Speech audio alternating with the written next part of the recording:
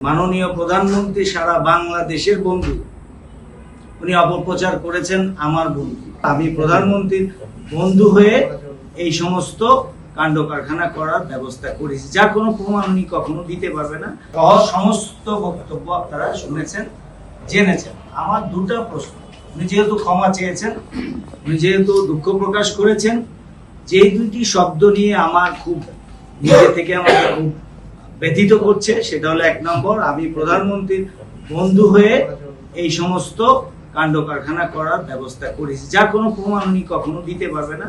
আমি 31 বছর এই মার্কেটে ব্যবসা করি, 31 বছরে কারোর সাথে কিছু হয়েছে এটা কেউ বলতে পারবে না। উনি 3 বছর এসেছেন, ওনার সাথে আমার 3 বছরে একবার কথা হয়েছে দোকান ওপেনিং এর সময়। ওনার ভেরিফাইড ফেসবুকে উনি আপলোড দিয়েছেন, ক্ষমা চেয়েছেন, অনেক কথা বলেছেন। সস্তা জনপ্রিয়তা, কাউকে অপমান করা, হেনস্থা করা, কাউকে লাঞ্ছিত করা আজকাল এই ফেসবুকের কল্যাণে খুব সহজ হয়েছে। ওদের স্বপ্ন পূরণে পাশে থাকতে পেরে আমরা গর্বিত। এটা গর্বেরও বিষয় না, আমি আজ পর্যন্ত দেইনি। তবে যারা খুব প্রবীণ, যারা অনেক জ্ঞান রাখেন, তারা ওনাকে আপলোড করে অনেক মন্তব্য করেছেন, সেইখানে আমার মনে হয়েছে এটা অপরিপক্কতারই পরিচয়। আর সবচেয়ে বড় কথা হচ্ছে, উনি যেহেতু ক্ষমা চেয়েছেন, মাপ চেয়েছেন, এতে করে আমিও ওনাকে বলবো উনি নিরাপদে থাকুন, দেশে আসুন, দেশে এসে ব্যবসা করেন, আমরা ওনাকে সহযোগিতা করব। তবে একটা কথা বারবার উল্লেখ করবে, প্রধানমন্ত্রী সাহেব, মাননীয় প্রধানমন্ত্রী সারা বাংলাদেশের বন্ধু, উনি অপপ্রচার করেছেন আমার বন্ধু।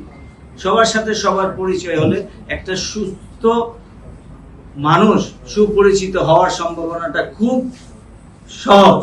আপনাদের সাথে হয়ে গেলে হবে। এখন প্রধানমন্ত্রী সারা বাংলাদেশের বন্ধু, উনি আমাকে বন্ধু বানিয়েছেন। আমি ওনাকে বলেছি কিনা এটা প্রমাণ করবার দায়িত্ব ওনার। আমি কখনো ওনার সাথে এই সম্বন্ধে কথা বলেছি কিনা এই দায়িত্ব ওনার।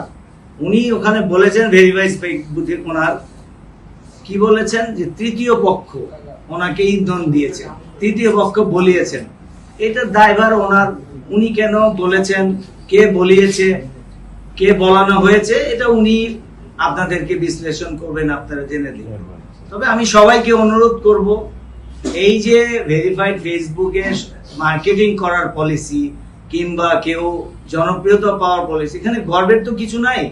এখানে জেনে সবকিছু বুঝে সবাই মন্তব্য করাটা আমি মনে করি সবারই দায়িত্ব।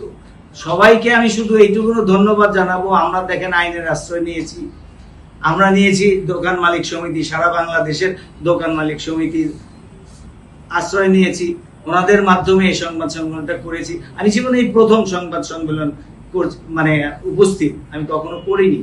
আর আমি একটু প্রচার বিমুখ, আমি প্রচার করতে পছন্দ